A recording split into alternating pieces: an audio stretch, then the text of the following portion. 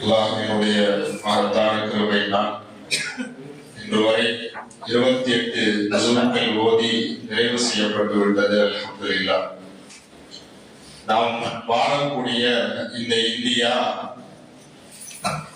பல்வேறு மதங்களை கொண்டது, பல்வேறு கலாச்சாரங்களை கொண்டது.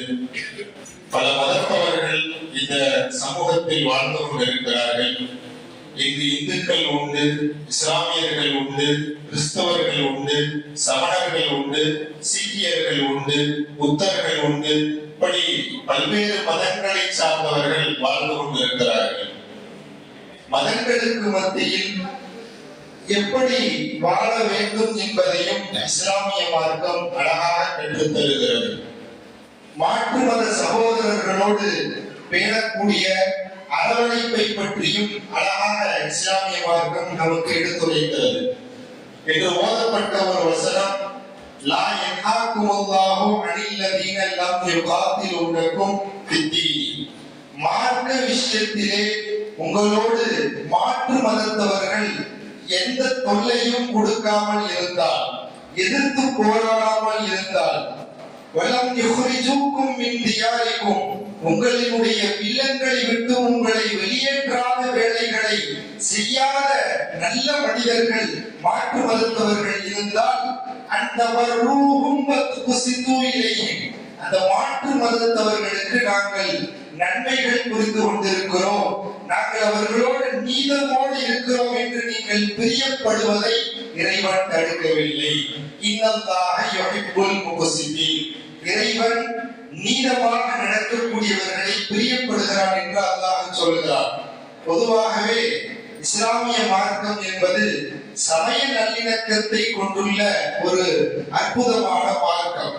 இஸ்லாமிய மார்க்கம் பல்வேறு விஷயங்களை சொல்லிய விஷயத்தில் நல்லிணக்கத்தோடு நடந்து கொள்ள வேண்டும் என்ற செய்தியையும் இஸ்லாம் அழகாக சொல்லி காட்டுகிறது.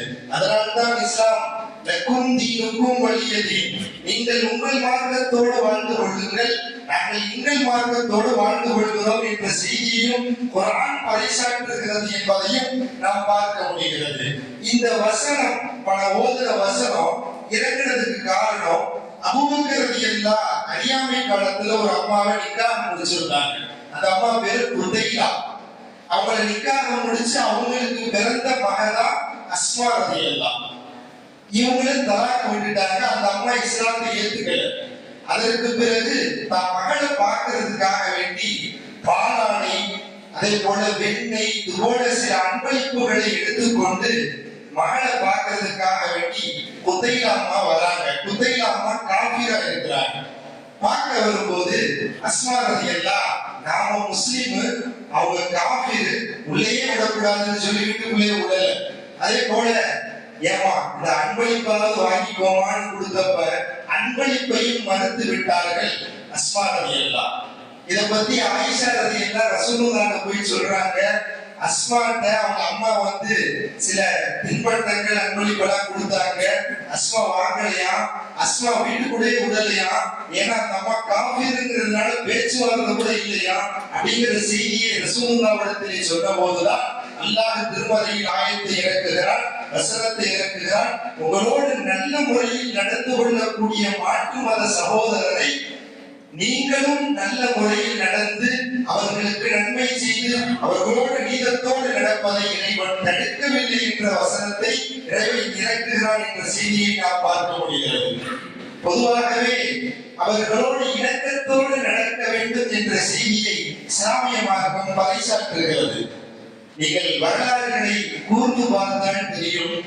பெருமானார் ஸல்லல்லாஹு அலைஹி வஸல்லம் அவர்கள் மக்காவில் இருந்து மதீனாவிற்கு போன சமயம் மக்கால இருக்கிற எல்லா மாற்று மதத்தவர்களும் ரசூலுல்லாஹ்ட்ட தான் பொருள்களை கொடுத்து வச்சிருந்தாங்களாம்.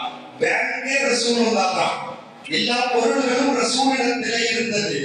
நீங்கள் தான் அமானிதத்தை சரியான முறையில் கொடுப்பவர்கள் என்று கொடுத்தார்கள். இங்க ரசூல் செஞ்ச விஷயம் என்ன தெரியுமா? ஊரை கொள்றதுக்காக வேண்டி பிளான் போடுது. ஆனா ரசூலுல்லாஹ் நம்மள்ட்ட பொருள் ஒப்படைச்சிருக்காங்க, அதை மீண்டும் அந்த சகோதரர்களுக்கு ஒப்படைக்க வேண்டும். அவர்கள் மாற்று மதத்தை சார்ந்தவர்கள் தான் இருந்தாலும் கூட அவர்களோடும் நியாயமாகவும் நீதியாகவும் நடக்க வேண்டும் என்று அலி ரலியல்லாஹு ஏற்பாடு செய்து, நான் மக்கால இருந்து மதீனாவுக்கு போறேன், இந்த பொருளை எல்லாம் யார் யாரெல்லாம் கொடுத்தாங்களோ எல்லாத்துக்கும் கொடுத்துட்டு தான் நீங்க மதீனாவுக்கு வரணும்னு சொல்லி ஒப்படைச்சிட்டு போனாங்கன்னு சொன்னா, பெருமானார் நம்பிக்கையாக நடந்து கொண்டார்கள் மாற்று மதத்தார்கள் என்ற செய்தியை நாம் அழகாக பார்க்க முடிகிறது. ஒரு வரலாறை பார்க்க முடிகிறது. அப்துல் மலிக் ரஹ்மத்துல்லாஹ் சொல்றாங்க, ஈராக்குங்கிற ஒரு நாட்டில இருந்து ஒருத்தர் மக்கால ஒரு வியாபாரம் பார்க்கிறார். பொதுவாகவே மக்கா என்பது வியாபார ஸ்தலம்.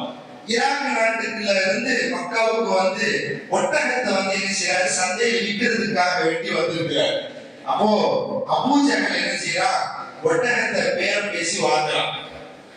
இவர் கொடுத்துட்டார். கொடுத்ததுக்கு பின்னாடி பணத்தை தராம ஏமாத்திக்கிட்டு ஒட்டகத்தை கூட்டிக்கிட்டு போயிட்டான்.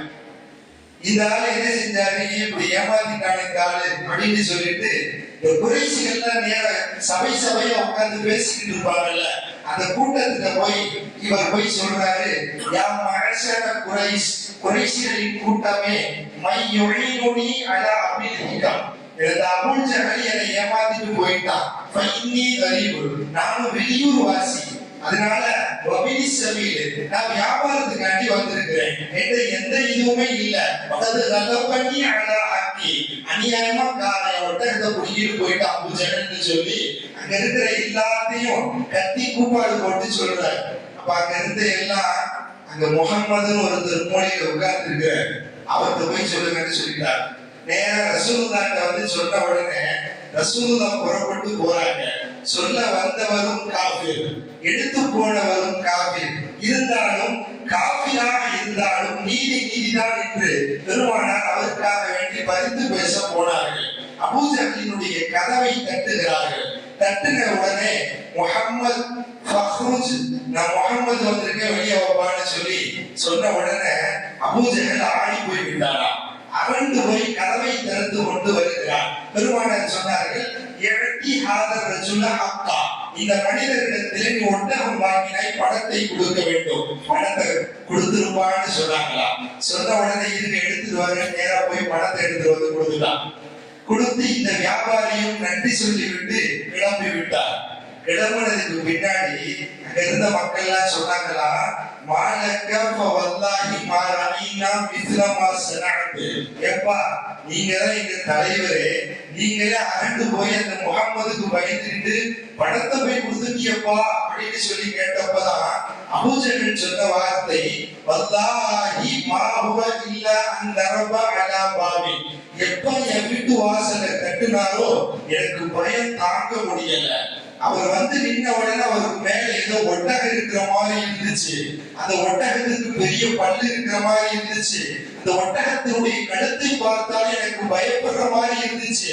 ஒரு கட்டத்துல அந்த ஒட்டகம் ஆக்கில நீ ரசூலுல்லாஹ் மேல இருக்கிற அந்த ஒட்டகம் எனக்கு அடிச்சு தின்றுமோன்னு பயம் வந்துருச்சு. அந்த மாதிரி ஒரு நடுக்கம் வந்து விட்டது, அதனாலதான் பணத்தை கொடுத்தேன்னு சொன்னாரு அபூ ஜஹல். நீங்கள் கவனிக்க வேண்டும், வந்த வியாபாரியும் காஃபிர் தான், அபூ ஜஹலும் காஃபிர் தான். இருந்தாலும் கூட அவர்கள் மாற்று மதத்தவர்களாக இருந்தாலும் கூட அவர்களுக்கு மத்தியில் உதவுவதிலேயும் பெருமானார் முன்னெடுத்தார்கள். அவர்களுக்கு நியாயத்தை வழங்கி கொடுக்கவும் பெருமானார் முன்னெடுத்தார்கள் என்ற செய்திகளை நாம் பார்க்க முடிகிறது. இறுதியாக ஒரே செய்தி, ஹஸரத் அப்துல்லாஹ் இப்னு அம்ர் ரலியல்லாஹு அவர்கள் அவங்களுக்காக வேண்டி அவங்களுடைய குடும்பத்தார்கள் ஒரு ஆடு இருக்கிறாங்க. ஆடு இருந்து உள்ள வந்தா சாப்பிடணும்னு சொல்லிட்டு ஆடு இருக்கிறாங்க. ஆடு இருந்து எல்லாம் ரெடி ஆயிடுச்சு. அப்துல்லாஹ் இப்னு அம்ர் ரலியல்லாஹு வராங்க. வந்த உடனே கேட்டாங்க, பக்கத்து வீட்டுல ஒரு யூதர், ஒரு என்ன செய்யறாரு, ஒரு யூதர் இருக்கிறாரு, அவருக்கு இந்த ஆட்டுல இருந்து கொஞ்சம் கறியை கொடுத்தீங்களான்னு கேட்டாராம். கேட்ட உடனே இவங்க சொன்னாங்களா, கொடுத்துருவோம் சொன்னாங்களா. திரும்ப திரும்ப கேட்டாங்களா, பக்கத்துல இருக்கக்கூடிய மாற்று மத சகோதரருக்கு நீங்கள் அன்பளிப்பை கொடுத்தீங்களா இல்லையா. இப்படியே கேட்டுட்டே இருந்துட்டு கடைசியில தான் குடும்பத்துல சொன்னாங்களா, மாசாலச்சு புரி யூசினி பில் ஜாரி ஹத்தா லனத்து அன்னஹு சைவரிது, என் அண்டை வீட்டாரினுடைய உரிமையை பற்றி ஜிப்ரீல் அலைஹிஸ்ஸலாம் அவர்கள் என்னிடத்தில் சொன்னார்கள். நிறைய உரிமைகளை சொன்னார்கள். எந்த அளவிற்கு என்றால், என் பக்கத்து வீட்டுக்காரு என் சொத்துக்கு வாரிசாயிடுவாரோன்னு நான் நினைக்கிற அளவுக்கு சொன்னாருன்னு ரசூலுல்லாஹ்விடத்திலே ஜிப்ரீல் அலைஹிஸ்ஸலாம் சொன்னார்கள் என்று இந்த செய்தியை எனக்கு ரசூலுல்லாஹ் சொல்லி இருக்கிறாங்க. அன்னை வீட்டுக்காரர் மாற்று மதத்தவராக இருந்தாலும் சரி, முஸ்லிமாக இருந்தாலும் சரி, இந்த ஹதீஸை பார்க்கும்போது எல்லாம் நினைச்சுவாங்க முஸ்லிமா இருந்தா மட்டும்தான் எந்த வழிபாடு இருந்தாலும் கொடுக்கணும் அப்படி கிடையாது. அண்டை வீட்டுக்காரர்கள் எந்த மதத்தை சேர்ந்தவர்களாக இருந்தாலும் சரி, எந்த இனத்தை சார்ந்தவர்களாக இருந்தாலும் சரி, எந்த மொழியை சார்ந்தவர்களாக இருந்தாலும் சரி, அவர்களுக்கு நாம் அன்பளிப்புகளை வழங்க வேண்டும் என்ற செய்திகளையும் நாம் பார்க்க முடிகிறது. ஆக மொத்தத்தில் அவர்களோடு அரவணைப்பில் நற்பண்புகளோடு நடந்து கொள்ள வேண்டும் என்ற செய்தியை இஸ்லாமிய மார்க்கம் நமக்கு அழகாக சொல்லித் தருகிறது. ஆகவே கேட்டதின்படி அமல் செய்யக்கூடிய பாக்கியத்தை அல்லாஹ் நம் அனைவருக்கும் நசீபாக்குவானாக.